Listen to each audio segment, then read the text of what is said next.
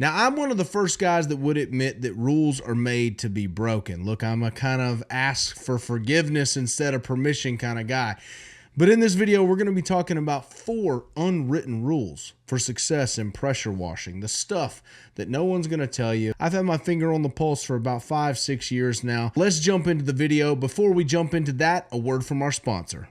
If you don't know the difference between soft washing and pressure washing, click the link below. We put together the most intensive training the industry has ever seen. How to wash, the complete guide to pressure washing and soft washing. In this course, we're going to teach you guys how to clean houses, roofs, driveways, and all the other surfaces that you might encounter on a residential job site. We'll also walk you through every single aspect of the job, from pulling up on site to packing up your equipment and everything in between, to make you the most efficient and profitable washing business in your market. This course will not only teach you the hows and the whys of what we do every day, but it's going to give you the knowledge and the expertise to set yourself up as the expert in your market. We have modules that cover equipment with Cody Yarbrough from Southeast Soft Wash, the chemicals, the ratios, and how to mix. We have safety and property protection with Aaron Parker from the Lean and Mean Academy. We also share our pro tips that are going to accelerate your learning curve. If you're just getting started, this is the course for you. We've priced this course so that it's attainable for people who are just getting started but want the knowledge to ignite their business and hit the ground running.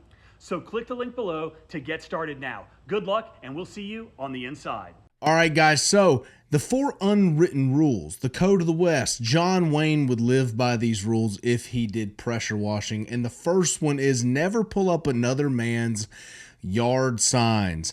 Oh my gosh, this thing is going to strike a nerve because I hear it all the time. You got guys, so-and-so's pulling up my yard signs. I know it's him. He's been pulling up my marketing material on the side of the road, or the city's pulling it up, or the HOA's pulling it up. And so I'm going to go out there and I'm going to pull up his yard signs now.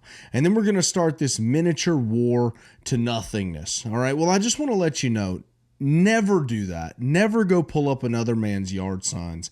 And this is why. You may think you're affecting his marketing, and if he's a type of guy who's pulling up your yard signs, you actually might be affecting his marketing by pulling up his.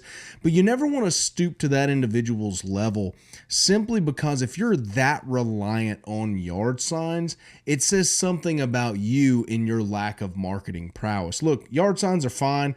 They do get calls, but they should not be your main mover. They should be an accoutrement of your other pieces of marketing, like your Google, like your Facebook ads, like your retargeting, like your print material. It should be a piece, a factor in the giant umbrella of marketing. So never stoop to a guy's level and go start pulling up his stuff, his yard signs, taking them home, throwing them in the trash, simply because that shows more about you than it does about him, and your lack of self-esteem and faith in your digital marketing prowess, which we know is the main mover nowadays with convenience factor for customers. So never pull up yard signs. It just kind of is an icky thing. Let that other individual do that if they're going to do that. Let them be the $99 guy where they are. You just need to put out more yard signs. You need to put out 1,000 more and overwhelm him with seeing your signs out in the environment. Number 2 is never spend more on your equipment than you do on your marketing. Now, this is straight from Cody Yarbrough himself over at Southeast Soft Wash. I got him to help me compile this list. We were thinking about it, and he said this one. He said, never spend more on your equipment than you do on your marketing. And that's an odd thing to say from a guy who manufactures equipment. The largest manufacturer on the globe shouldn't be saying that technically.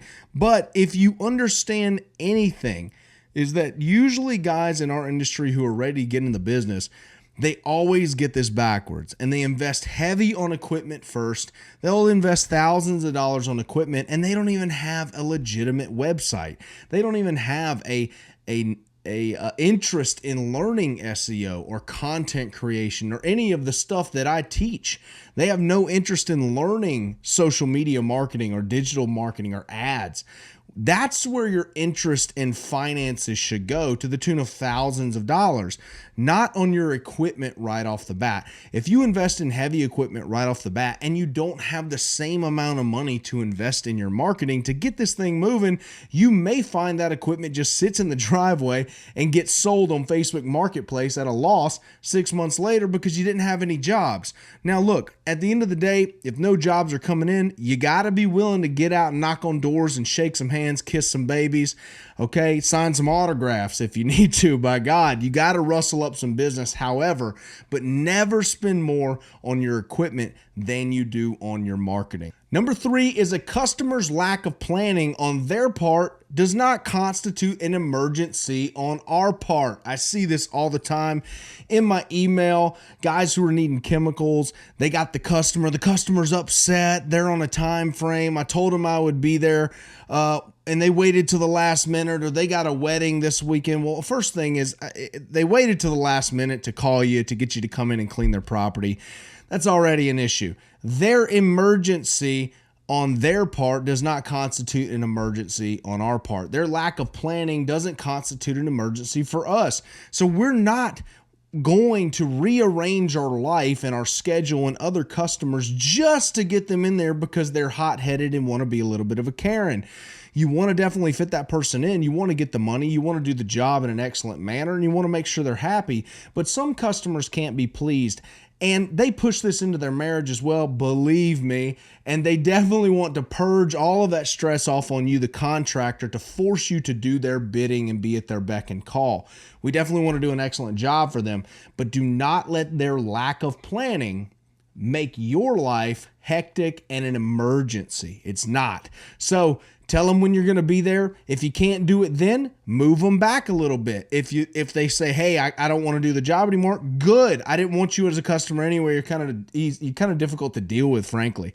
So I'll just go find more customers. I want you to understand this thing. And if you'll notice, the vibe of this video is all about abundance. That's what it's about. You got to get out of this low frequency scarcity mindset in your business, because it will cost you everything. It'll cost you your peace of mind. It will cause a lot of stress. It'll make you bring home the stress to your life and to your marriage, and that's not good either, because that's toxic. So you really want to focus on abundance and making sure that you know there's another bus coming, Mr. Customer.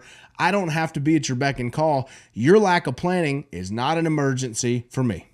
The 4th and final one in this video of the unwritten rules of pressure washing is get romantic about margins, not about machinery. Okay, what that means is get your prices up. Price got to go up, baby, all right?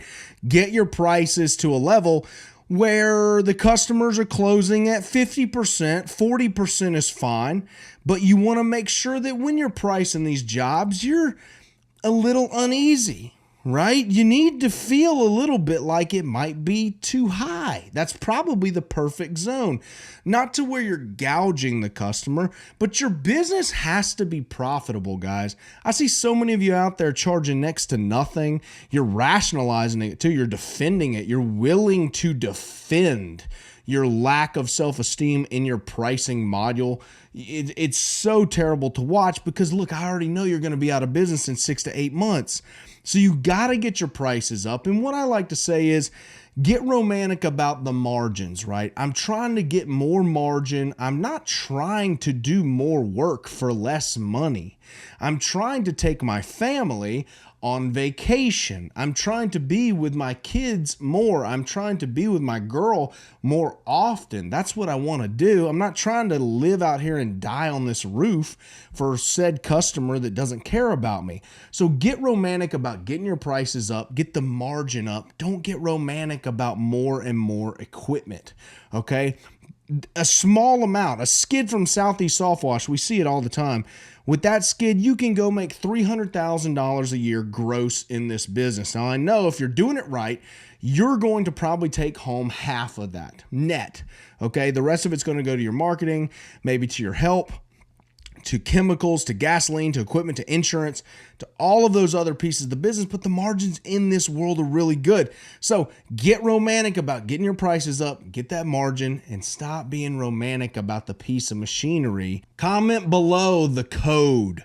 The code. Comment below. Live by the code, die by the code, baby. I'll see you guys in the next video.